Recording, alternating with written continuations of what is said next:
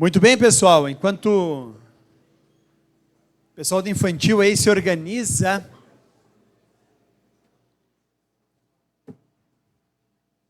eu tenho proposto para nós olharmos, estudarmos, entendermos alguns aspectos da fé. Então foram 4 vezes que eu estive aqui falando a respeito de alguns dos alicerces da fé. Então eu falei sobre graça, eu falei sobre fé, eu falei sobre Cristo e eu usei duas vezes para falar sobre Cristo. Eu falei uma sobre Cristo como Salvador e uma sobre Cristo como Senhor. A ideia de que não dá para dividir essa parte, né, do cristianismo. Cristo, ele é Senhor e Salvador. Eu não posso ter Jesus como Salvador sem que ele seja meu Senhor. Eu não posso ter Jesus como meu Senhor sem que ele seja meu Salvador. Essa é a ideia, tá? E aí hoje, então, eu vou, pelo quinto momento, então, também falar a respeito dos alicerces de um cristianismo saudável. Você faz ideia do que eu vou falar hoje pela imagem que eu coloquei aqui? Não? Conexões. Na verdade, hoje eu vou falar sobre o principal alicerce do qual eu tirei todas as convicções que eu transmiti para vocês. Eu vou falar sobre a Bíblia. E isso aqui foi um estudo que foi feito, eu não lembro agora o nome do pesquisador, mas essas são as conexões que a Bíblia tem de Antigo a Novo Testamento. Todos os textos que são correlacionados, os que falam sobre os mesmos assuntos, e é interessante que você tem, olha quanta conexão. E é isso que torna a Bíblia, primeiro de tudo, um livro sui generis, porque se você for parar para pensar, a não ser que tenha um autor passando de Gênesis até Apocalipse, um único autor, seria impossível a Bíblia ser e estar na nossa mão do jeito como está. Obrigado, Felipe. Para você ter uma ideia, mais ou menos 40 homens escreveram nos livros que nós conhecemos, os 66 livros que nós conhecemos da Bíblia. Existe a possibilidade de alguma mulher ter escrito, mas se ficou no anonimato, com livros como, por exemplo, o livro de Hebreus, que ninguém sabe quem escreveu, fica ele, então, no anonimato, e poderia ser uma possibilidade de uma mulher. Uma das vertentes diz que pode ter sido Priscila, a mulher do Áquila, aquela de Corinto e tudo mais. Mas 40 pessoas escreveram aqui, você está, beleza? E o que isso traz de extraordinário? É impossível 2 autores escreverem a mesma obra tendo uma conexão tão íntima. Você imagina agora 40. Mais do que isso. São homens que tinham diferentes momentos, eles não se conheceram. Eles não andaram juntos, eles não se conversaram. Por exemplo, você tem mais de 1000 anos entre Moisés e o apóstolo Paulo, por exemplo. Eles não faziam ideia de como é que essas coisas iam acontecer.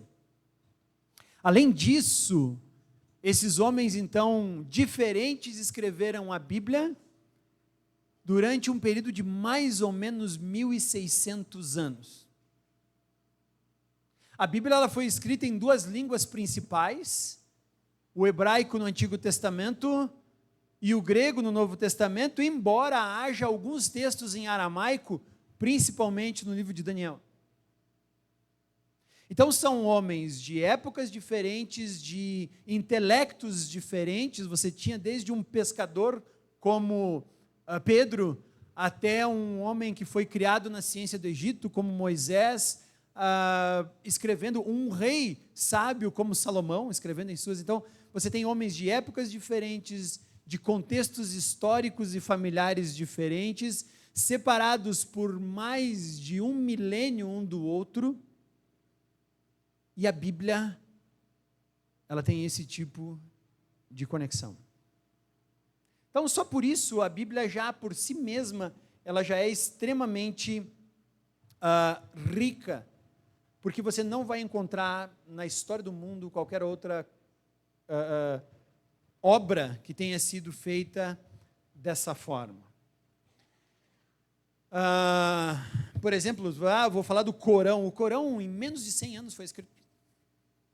Em menos de 100 anos o Corão foi escrito.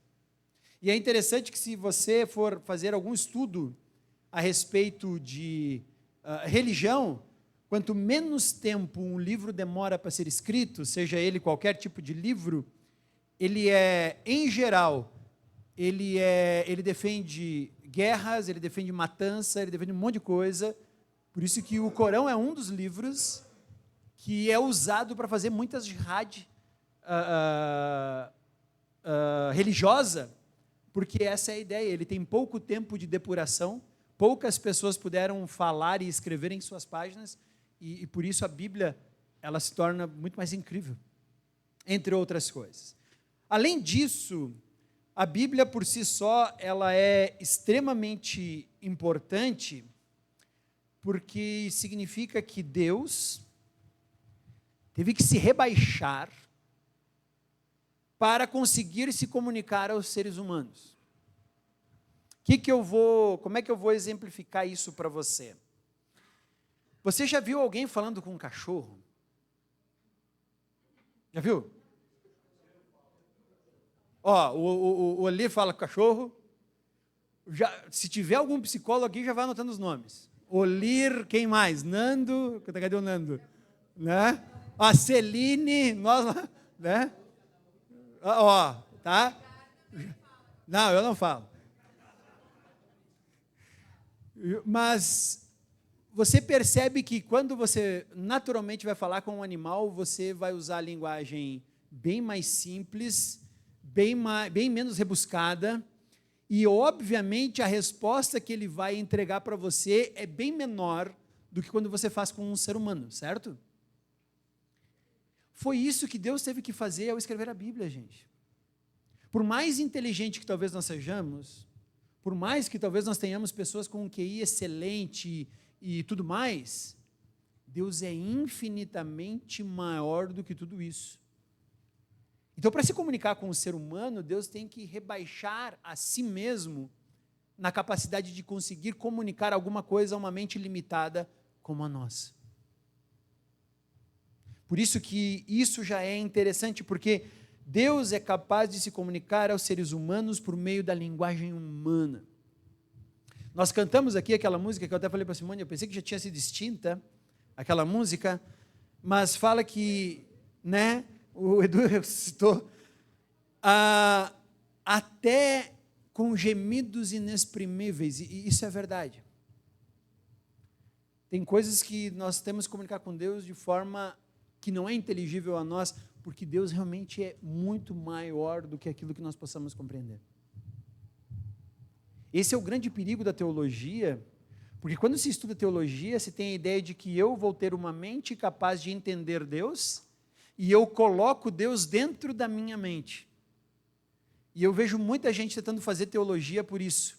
Porque quando você domina Deus, Deus se torna muito menos perigoso para você. Parou para pensar nisso? Você já tem todas as ações que ele vai fazer, então você está tranquilo, ele não é mais algo novo, surpreendente. E Deus às vezes vai lá e funciona fora da caixinha, e você diz assim, não pode, não dá, como é que pode ser isso? Né? Então estudar teologia é estar constantemente sendo surpreendido por um Deus que é muito maior que a minha mente. E Deus então, ou melhor, a Bíblia também é fascinante, pelo seguinte motivo: Deus pode se encontrar com o ser humano, gerar um encontro transformador com esse ser humano, somente usando a sua palavra. Nós às vezes estamos procurando uma religião mística, de poder, que, né, aparece com raios, com trovões, com acontecimentos extraordinários, e Deus vai lá e simplesmente com a sua palavra, Ele transforma a nossa vida. Essa é a maravilha da Bíblia. E isso que eu acho muito legal. Eu gosto muito da história de Elias, que foi lá, matou os profetas de Baal, botou o dedo na cara do rei Acabe, aí Jezabel diz, eu vou te matar. Ele sai correndo, vai lá para a península do Sinai, e Deus pergunta, está fazendo o que aqui, Elias? Olha, eu terminou para mim, fiz tudo que tinha que fazer, estou esgotado, me leva embora. E Deus diz, não, ainda tem coisas a fazer, sai daí que eu vou me apresentar para você. E aí é terremoto, um monte de coisas acontecendo, e quando sopra uma brisa suave, Elias sai da caverna e Deus diz, está fazendo o que aqui, homem? Então Deus pode nos encontrar e fazer uma transformação incrível simplesmente na sua palavra. É por isso que, se você é cristão, se diz cristão e quer ter um encontro realmente transformador com Deus, não adianta a gente procurar a igreja do poder mágico. Porque tudo o que nós precisamos está aqui. E é tudo que a gente foge. Não tenho tempo para ler, não consegui olhar, não dá para ter, não vai fazer. Não. Se a gente não olhar para a Bíblia, jamais nós vamos conseguir realmente ter uma relação profunda com Deus, porque a Bíblia é o que Deus deixou para nós. E não adianta a gente ir culto após culto, fazer um monte de outras coisas, se a Bíblia não é aquilo que nós conhecemos profundamente. E por isso que nós estamos estudando hoje a Bíblia, porque pessoas morreram e trabalharam e lidaram muito através dos séculos para que isso aqui fosse possível e acessível a nós. Porque por muitos séculos a própria igreja cristã limitou e tentou impedir com todas as forças o acesso do cristão à Bíblia. Por quê? Porque se eu não conheço a Bíblia, ou melhor, se vocês não conhecem a Bíblia, vocês têm que aceitar o que eu falo daqui. Esse é o grande problema. Mas se você conhece a Bíblia, você pode questionar o que eu estou falando aqui, usando inclusive a Bíblia, dizendo, mas olha aqui, isso aqui não está... Então, o líder cristão, quando tem uma igreja que conhece a Bíblia, ele está extremamente em risco. Por quê? Porque ele pode ser confrontado diretamente por alguém que não faz parte da liderança, baseado no texto bíblico. Mas às vezes o que nós não queremos é estudar o texto bíblico. Nós queremos vir domingo após domingo, pegar um pouco de poder, pegar alguma coisa mística, mágica, que vai acontecer, que me é oportunizada, e aí eu fico de segunda a sábado na minha casa, talvez eu até abra a Bíblia lá, quando tem o meu grupo célula, eu até vou dar uma lidinha. Mas se a Bíblia não é diariamente exercitada, conhecida, estudada, a gente fica nas mãos daqueles que fazem ou daqueles que dizem fazer e de suas interpretações. Então a Bíblia ela é fantástica, porque ela é o poder de Deus. E eu não posso dizer para vocês qualquer outra coisa senão leiam a Bíblia, decorem, vejam, estudem profundamente, discutam, porque dali também vem a ideia. E é isso que nós vamos olhar hoje. Então vamos começar com o que a Bíblia revela. O que é a Bíblia? A Bíblia é um livro que os cristãos dizem que ela é suficiente. Mas a Bíblia é suficiente para quê? Vamos parar e perguntar aí. Por exemplo, se eu quiser aprender a dirigir, a Bíblia é suficiente? Não diz lá nada sobre dirigir. Fala sobre biga romana e como é que a gente pode subir num cavalo de faraó. Não fala nada sobre isso. Se eu precisar construir uma casa, a Bíblia é suficiente? Também não. Embora tenha construções, nós temos lá templos sendo medido, estabelecido, os alicerces sendo colocados, mas a Bíblia ela também fica aquém. Então, o que é a Bíblia?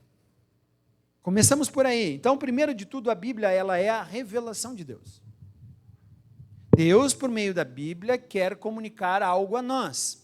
Deus está descortinando alguma coisa e nos entregando, dizendo, olha, eu quero que vocês olhem para isso aqui. Então, a primeira coisa é que a Bíblia revela quem Deus é. Deus usa a Bíblia para revelar a si mesmo. Essa é a primeira função da Bíblia. E à medida que se encontra quem Deus é, isso produz adoração. Quando entendemos quem Deus é, quando encontramos Deus na Bíblia, a nossa resposta natural vai ser adorar esse ser que é maravilhoso. Por isso que a Bíblia já começa dizendo, no princípio criou Deus os céus e a terra. Já é digno de adoração. O ser que criou todas as coisas. Você e eu, inclusive. Mais do que isso, a Bíblia ela revela o plano de Deus sobre a salvação. Nós vamos ver lá no início da Bíblia, Gênesis capítulo 3, que o homem perdeu sua comunhão com Deus. E depois disso, agora nós temos Gênesis do capítulo 4 até Apocalipse capítulo 21, toda a restauração feita pelo próprio Deus, sobre como o homem pode voltar a ter comunhão. E aquele Éden que o homem perde lá no livro de Gênesis, ele recebe novamente, vai habitar novamente lá em Apocalipse. Com a árvore da vida, com os rios que brotam lá desde o Éden, com a presença do próprio Deus, e todo mundo diretamente conectado com Deus. A Bíblia ela mostra que aquilo que nós perdemos no início, no final, é tudo nos entregue de volta. Mas para que isso acontecesse, Deus teve que traçar um plano para trazer o homem de volta à sua condição de criatura que agora não é mais rebelde. Então a Bíblia, ela revela quem Deus é, produzindo adoração, ela revela o plano de Deus, promovendo fé. Porque quando entendemos o plano de Deus, que está resgatando o homem, aquilo que Deus faz como resgate do homem, nós, como seres humanos, e eu falei isso quando eu falei sobre fé, nós cremos, nós nos apropriamos dessa obra que Deus fez e dizemos isso é suficiente para a minha salvação. Então, quando eu vejo quem Deus é, eu adoro. Quando eu leio e vejo o plano que Deus tem, eu digo, é isso mesmo, eu acredito nisso, eu creio, é fé. E a terceira parte é que Deus revela na Bíblia a sua vontade. E a sua vontade é que nós sejamos santos como Ele é santo.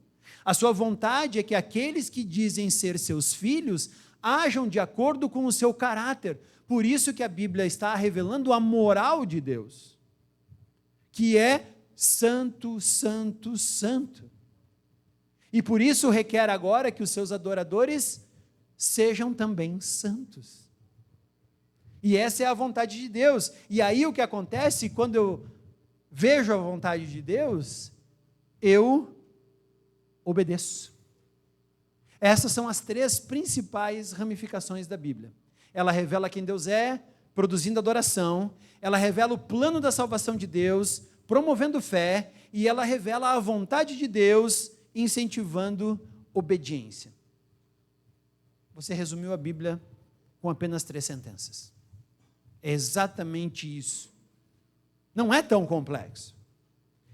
Deus, então, ele faz uma adaptação para que ele mesmo seja possível ser compreendido pela mente humana limitada, rebelde, totalmente afetada pela questão do pecado. Totalmente afetada pela questão do pecado. Como é que a gente entende isso?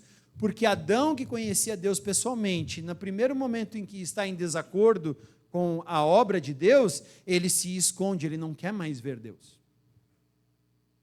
Então, por isso, Deus tem que se fazer visível à nossa mente que não quer ver Deus, para que possamos compreender o mais magnífico de todos os seres, o Criador de todas as coisas, o Eterno, o princípio e o fim, o alfa e o ômega. Mas como é que a Bíblia faz isso? A Bíblia, ela mesma se legitima. A Bíblia, a si mesmo, ela se defende, e ela mesma diz, eu estou falando a verdade. Então, a Bíblia, ela, por muitos anos, ela ficou na mão de pessoas muito mal intencionadas. E quando eu digo que ela ficou na mão de pessoas mal intencionadas, não pense que são pessoas que estavam tomadas por demônios, que estavam impedindo vocês, os cristãos, de lerem. Né?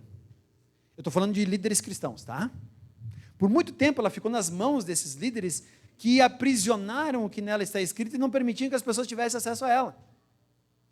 Então, eles disseram o seguinte: quem diz o que a Bíblia é a tradição.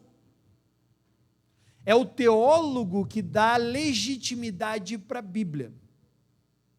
E esse foi um dos problemas em que, quando houve a reforma, teve que ser rompido, porque os reformadores, em sua maioria, ou em sua totalidade, eles disseram: não, não, não, a Bíblia não está presa à mente do teólogo.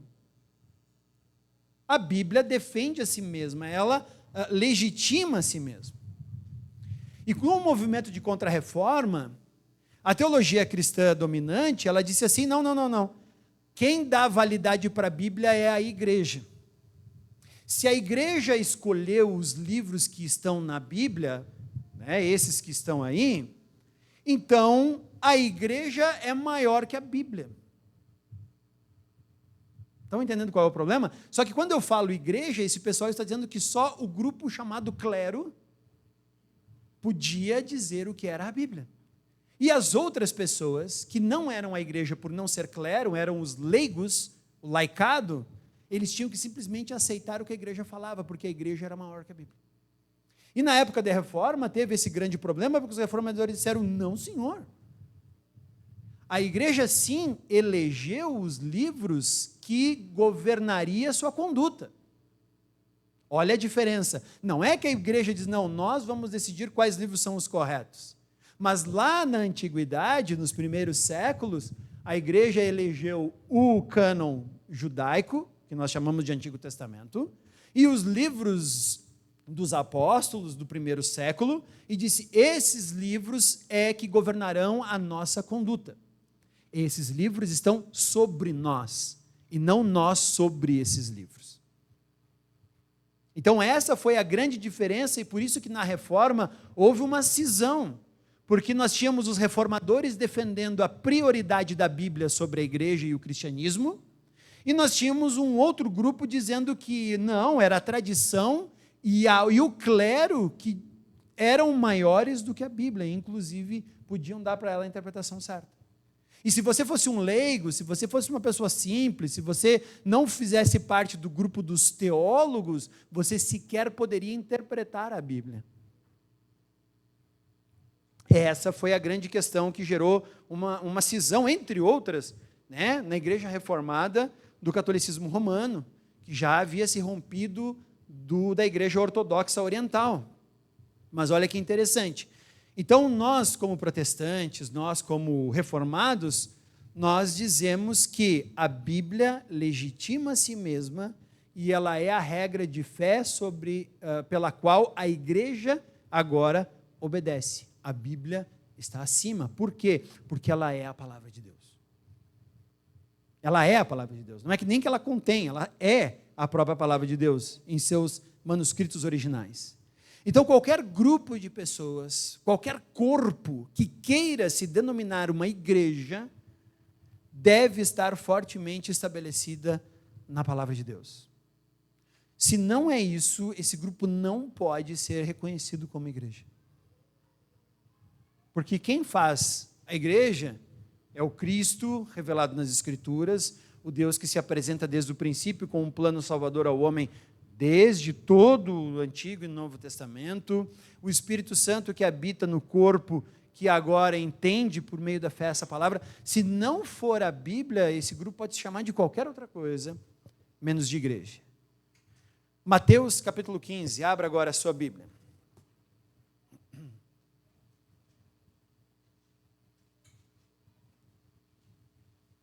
Mateus capítulo 15, do versículo 3 ao versículo 6.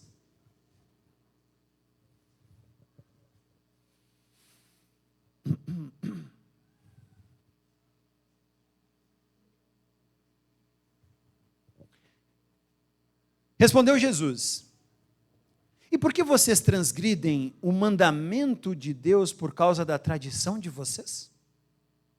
Pois Deus disse, e aí agora Jesus começa a citar a Bíblia: honra teu pai e tua mãe, e quem amaldiçoar seu pai e sua mãe, terá que ser executado.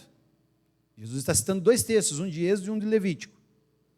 Mas vocês afirmam que, Se alguém disser a seu pai ou sua mãe, qualquer ajuda que eu poderia dar, já dediquei a Deus como oferta, agora olha o versículo 6, não está mais obrigado a sustentar seu pai, assim por causa da sua tradição, vocês anulam a palavra de Deus. Hipócritas, bem profetizou Isaías acerca de vocês. E aí Jesus vai lá e fala mais um texto agora do livro de Isaías. Então olhem que Jesus está dizendo que não é a tradição da igreja que está sobre a Escritura. Não é a forma de interpretação da tradição teológica que interpreta a Escritura, mas a Escritura interpreta a si mesmo. Ela valida a si mesmo. E Jesus então está dizendo para esse grupo de teólogos, dizendo assim, a Escritura diz isso. Agora vocês reinterpretaram a Escritura e estão dizendo que funciona assim. Vocês estão anulando o texto bíblico por causa da tradição de vocês. Isso não está correto. A tradição é viva do princípio ao fim. Mas a Bíblia está maior do que a tradição. Maior do que a interpretação. Capítulo 17 do livro de Atos dos Apóstolos. Vai lá, depois do Evangelho de João, livro de Atos, capítulo 17.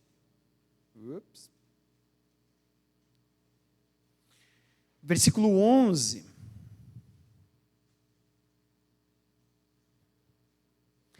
Aqui no capítulo 17 do livro de Atos, na verdade, desde o capítulo 14, Paulo e Barnabé são chamados no capítulo 13, e a partir do capítulo 14, eles começam então o seu processo de evangelização.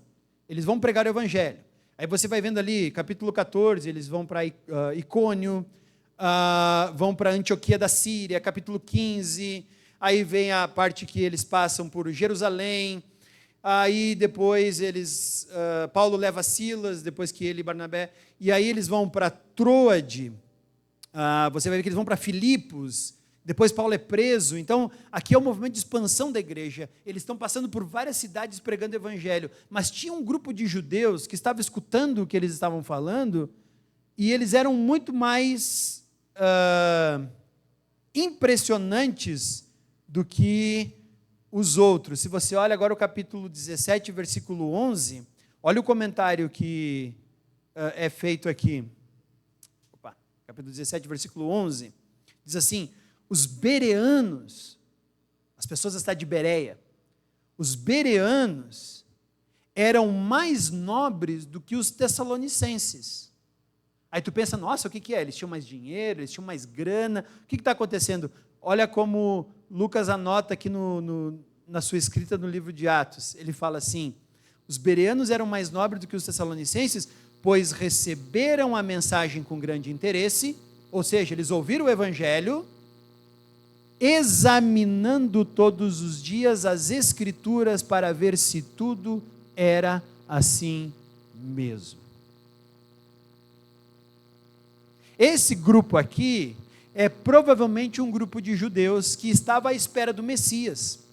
De repente chega Paulo e começa a falar, vindo da cidade de Tessalônica, e começa a falar do evangelho, começa a falar de um Jesus crucificado, e esse é o Messias que vocês esperam. E os bereanos pararam e disseram, tá, vamos olhar na escritura, ver se isso está correto mesmo. Esse grupo sabe o que está falando. Esse grupo agora está buscando nas escrituras as afirmações daquilo que Paulo está falando ser ou não verdade. Mas eu escutei uma pregação muito legal lá na Aliança, o Edgar falando, vai para casa, lê a Bíblia e vê se é isso mesmo.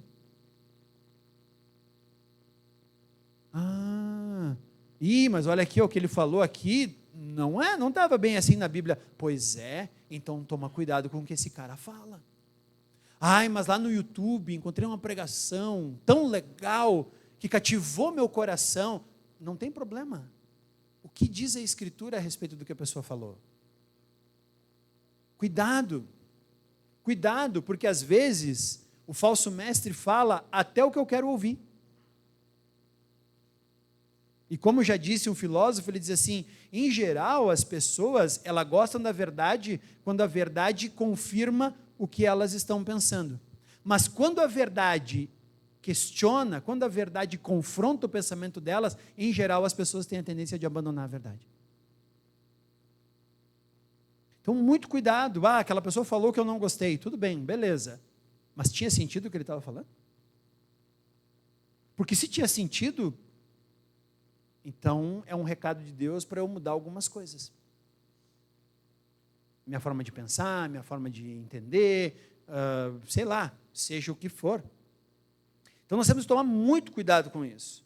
A mensagem pregada numa igreja deve ser sempre a Bíblia. Não é o jornal de hoje, não é a revista Veja, não é o última novidade que aconteceu por aí. A igreja tem que pregar a Bíblia. E ela tem que pregar a Bíblia com a sua autoridade, com a sua veracidade, com a sua autenticidade e a sua relevância para a minha vida. Por isso que nós temos que cuidar um pouquinho, porque a Bíblia é aquilo que nós vamos usar para saciar a nossa sede. Hoje nós temos teólogos de todas as linhas, pessoal. Quando alguém me fala assim, eu fui em tal igreja, eu já começo a pensar pela linha da igreja, como é que não é, e às vezes eu posso dizer, cara, cuidado, está entrando na cova dos leões, tá? Não é na igreja. Toma cuidado, abre o olho. Por quê? Porque às vezes nós, só por fato de dizer, não, a pessoa está pregando a Bíblia, a gente derruba todos os muros, vai lá e escuta tudo que está sendo dito. Cuidado. Olha os bereanos aqui, eles eram mais nobres que o pessoal de Tessalônica, porque tudo que eles ouviam sendo pregado, eles iam para a Bíblia, vamos ver se é assim mesmo. Tá. E se eles achassem qualquer coisa diferente, eles iam lá e dizer, opa, isso aqui não. Mas hoje nós temos teólogos liberais, que dizem que a Bíblia não é tanto assim a nossa regra de fé e prática. Nós temos teólogos liberais que estão tentando fazer até uma renovação da Bíblia, como é que é? Eles dizem o termo, uma atualização da Bíblia. Já escutei isso de teólogos que são muito bem ouvidos por aí. Não, nós temos que atualizar a Bíblia. Oi? Toma cuidado, se você ouvir isso, é um sinal de perigo, tá? Risco grande. Outra coisa, nós temos teólogos da prosperidade, dizendo que Deus só está apoiando quem está sentado em cima de dinheiro. E, em geral, essas pessoas usam esses textos para te pedir mais dinheiro para eles. Abre o olho. Tem alguma coisa errada aí. Porque eu olho para o apóstolo Paulo morrendo em um calabouço da Roma, sendo mandado ser decapitado por Nero, não morreu com muitas posses não, tá? Então Deus nem sempre está com quem tem. Então ter dinheiro é pecado? Não. Não, o rei Salomão tinha muita grana. Davi tinha muito dinheiro, era rei. Então a grande questão não é essa condição. Então tem teólogos liberais, tem teólogos da prosperidade, tem teólogos da autoajuda, dizendo que sim, você, Deus, como é que é? Você é o ponto fraco de Deus, já ouvi isso? Dizendo que o ser humano é o ponto fraco de Deus. Gente, vai ler a Bíblia, você, em 2 páginas, você descarta a pregação de um cara desses. Então, a gente tem que tomar cuidado. Tem os teólogos formadores de opinião, e aí eles são, né, os influencers do YouTube e tudo mais, mas o que eles estão formando, que tipo de opinião? Eles estão tornando pessoas mais próximas de Deus? Como é que está isso? E nós temos agora até um grande fenômeno, que é o ateu teólogo. Se você vai ouvir por aí algum podcast, alguma coisa assim, tem gente que não acredita em Deus, falando sobre a Bíblia e Deus. Esses dias eu ouvi um podcast, e só eu gritei para o aparelho que eu estava escutando, tentando ouvir a pessoa que estava falando, que era alguém que não era teólogo, falando sobre a Bíblia, e eu disse assim, tira a trave do teu olho, cidadão. Tira a trave do teu olho, tu não sabe o que tu está falando. Mas, como falar sobre a Bíblia às vezes dá dinheiro, Então, o ateu vai falar da Bíblia, e ele se torna, então, o ateu falando da Bíblia se torna um teólogo. E eu digo, cara, volta a Jesus logo, porque a coisa está ficando difícil, está ficando complicada. Agora, sabe o que mais me assusta?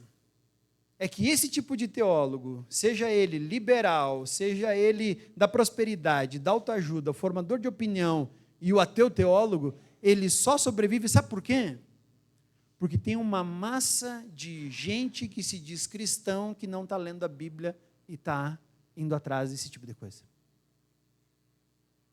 Eles só sobrevivem porque nós cristãos não estamos fazendo o que nós deveríamos fazer. Eles só ainda conseguem algum tipo de mídia ou de grupo de seguidores porque nós não estamos fazendo o que os bereanos fizeram. Deixa eu ouvir o que esse cara está dizendo. Deixa eu ver. Não pode ser. Às vezes uma pesquisa básica, você diz, não pode ser assim. 2 Timóteo, capítulo 3.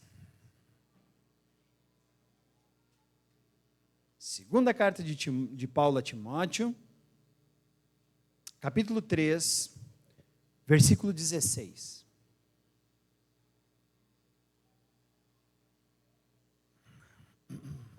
Diz assim, 16 e 17, tá? Mas nós vamos separar e vamos ler por enquanto só o 16. Toda a Escritura é inspirada por Deus e útil para o ensino, para a repreensão, para a correção e para a instrução na justiça. Toda a Escritura é inspirada por Deus. E essa palavra inspirada é interessante porque é a palavra que fala sobre soprar. A Bíblia é soprada por Deus para pessoas. Porque muitas vezes eu vou falar com a pessoa e dizer, eu não acredito na Bíblia que foi escrito por homens. Primeiro que eu tenho que dar risada. Porque eu pergunto assim, tu lê jornal? Tu acredita em que livro de filosofia ou alguma coisa assim? Tu acredita num livro de história que tu vai ler lá que, aconteceu a Primeira Guerra Mundial? Assim? A pessoa diz, sim, quem escreveu esses livros? ETs deixaram ali, caiu, veio do céu. Não, então, não é um argumento válido você dizer que não acredita na Bíblia porque ela foi escrita por homens. Porque não necessariamente homens estão mentindo quando escrevem. Não necessariamente. Algumas vezes sim. Por isso que nós precisamos fazer uma boa análise daquilo que está sendo falado. A Bíblia é inspirada, ela é soprada por Deus. E quando Paulo fala isso, Paulo usa uma palavra que era a vida dele. Eu vou te convidar a ver isso agora. Pega Gênesis, capítulo 2, versículo 7. Lá no início da Bíblia. Gênesis é o segundo livro da Bíblia, pessoal. O primeiro é o índice. Índice, Gênesis, Êxodo, Levi, tá? Capítulo 2, versículo 7. Olha que legal ali. Então o Senhor Deus formou o homem do pó da terra e soprou em suas narinas fôlego de vida e o homem se tornou ser vivente. É a mesma ideia, soprar, inspirar. Vá agora para o livro de Jó. Vá lá para os livros poéticos do Antigo Testamento. Jó é o primeiro deles, capítulo 33 de Jó. Versículo 4. Jó 33, versículo 4.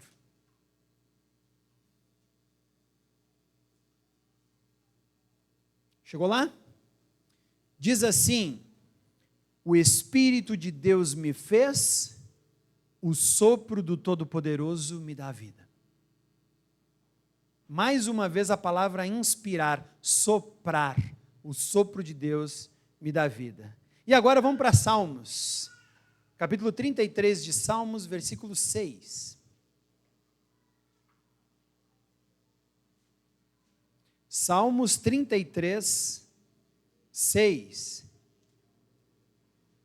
Diz assim: mediante a palavra do Senhor foram feitos os céus, os corpos celestes, pelo sopro da sua boca. É isso que Paulo está pedindo para Timóteo entender como é que a Bíblia foi feita, Deus soprou, Deus inspirou pessoas a ouvirem a sua palavra. Olha agora a segunda carta de Pedro, vai um pouquinho para frente ali, segunda carta de Pedro, antes de voltarmos para 2 Timóteo. Capítulo 1, segunda carta de Pedro, capítulo 1, versículos 19, 20 e 21.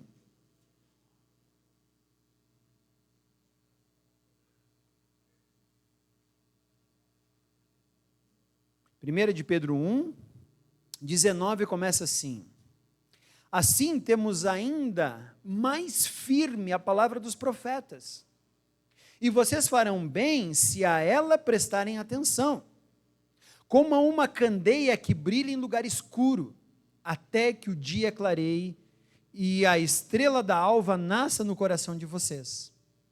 Antes de mais nada, saibam que nenhuma profecia da Escritura provém de interpretação pessoal, pois jamais a profecia teve origem na vontade humana, mas homens falaram da parte de Deus, impelidos pelo Espírito Santo.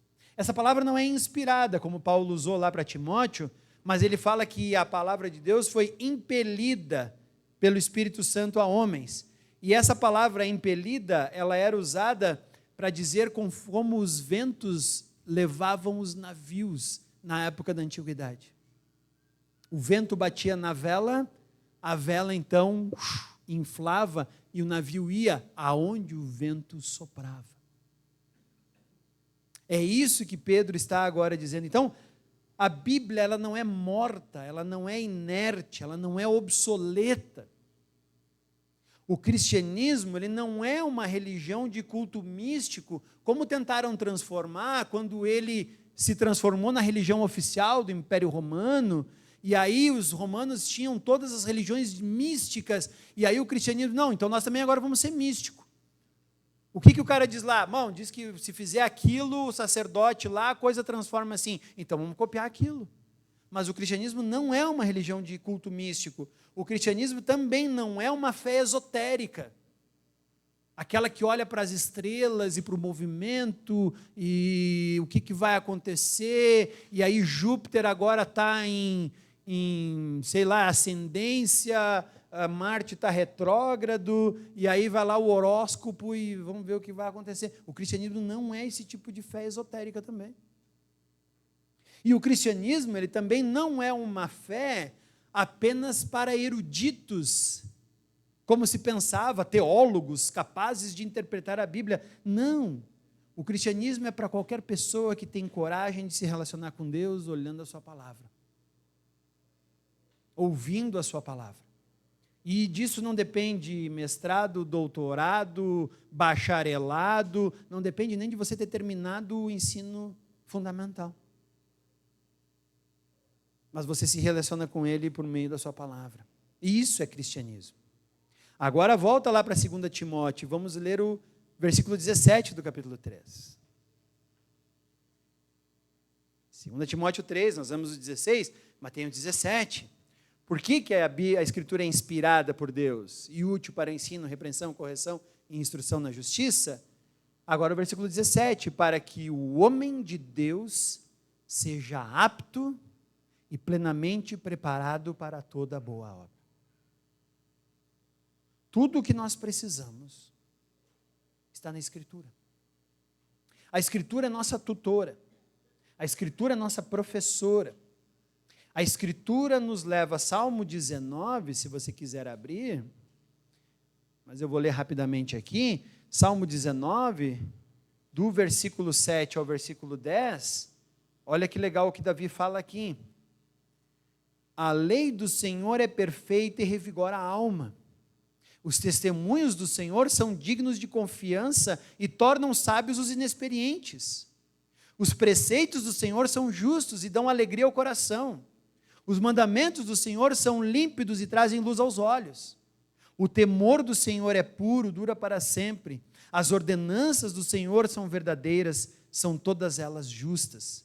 São mais desejáveis do que o ouro, do que muito ouro puro. são mais doces do que o mel, do que as gotas do favo.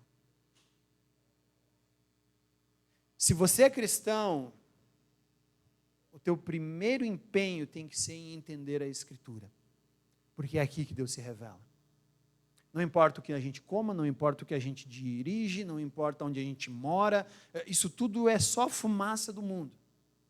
Mas nós temos que ser capazes de nos relacionarmos com Deus por meio da Escritura. Por isso, a Bíblia é importante e vital para o cristão. É a Bíblia que tem a condição e a autoridade de conduzir a nossa vida. É a Bíblia que é suficiente para que nós possamos viver para a glória de Deus e chegarmos à vida eterna.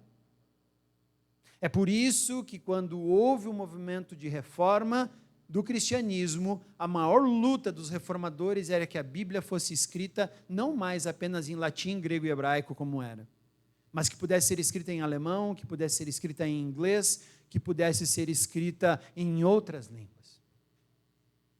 Até que um português chamado João Ferreira de Almeida resolveu fazer a primeira versão em português, que muitos de nós usamos ainda hoje. Se você tem a Bíblia Almeida, é essa aí, que passou por muitos anos de história e foi escrita por esse português fiel, que foi enviado para ser missionário português, aonde Portugal tinha, a época que ele foi para Macau. Ele passou ali pelas ilhas do Pacífico como missionário por muitos anos e escreveu a Bíblia em português, que depois chegou para o Brasil. Então, olha que interessante. A Bíblia tem que ser nosso maior tesouro. Se a Bíblia não for o nosso maior tesouro, o que mais será? O que mais será? O que nós consideramos valorizado? Então, se você é cristão, te empenhe em ler a Bíblia, em entender a Bíblia. Ah, mas eu não consigo entender tudo. Beleza, conversa com alguém que está do teu lado. O que tu entende por isso aqui? Ah, eu entendo por isso. Ah, legal, que bom. Ou, de repente, as pessoas vão dizer, também não entendo. Bom, então vamos começar a pesquisar, vamos lá. Isso vai nos ajudar a sermos cada vez mais capazes de entender Deus. Livro de Jeremias. Jeremias capítulo 2. O profeta Jeremias, ele dá uma mensagem para o povo de Israel, que no fundo, pode ser uma mensagem para nós hoje. No capítulo 2 do livro do profeta Jeremias, do versículo 10 ao 13, diz assim: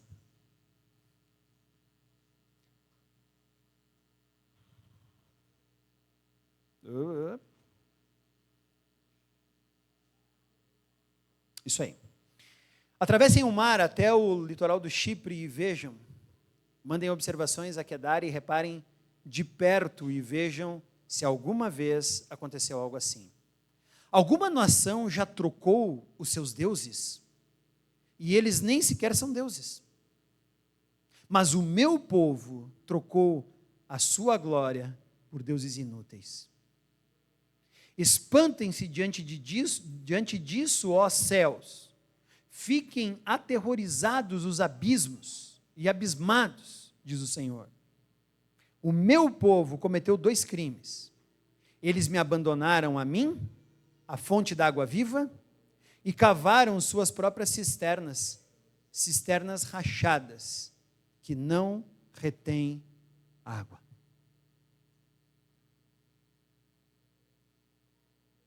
Se nós abandonarmos a Bíblia, se nós como cristãos não entendermos o que a Bíblia fala, se nós não formos versados, se nós não fizermos doutorados na Bíblia, nós não seremos diferente de Israel, que trocou o seu Deus e a glória do seu Deus por outras coisas que não conseguem matar a sede. Nós somos o povo da Bíblia. Nós temos que estudar e ler profundamente a Bíblia. Porque quando eu vou argumentar com alguém, eu não vou no meu argumento. O Edgar ele vai argumentar o que ele acha que é adultério, por exemplo. Gente, não importa o que eu acho, eu vou dizer o que a Bíblia fala. O que o Edgar acha que é roubo, furto. Não interessa o que eu acho que é roubo ou furto. Mas o que a Bíblia diz que é roubo ou furto? O que o Edgar acha que é mentira? Não importa o que o Edgar acha que é mentira. O que a Bíblia fala sobre a mentira. Por isso que eu acho legal quando você vai evangelizar, a pessoa fala assim, você explica o plano de Deus, você explica o evangelho, fala da cruz, e a pessoa diz assim, eu não acho que é assim.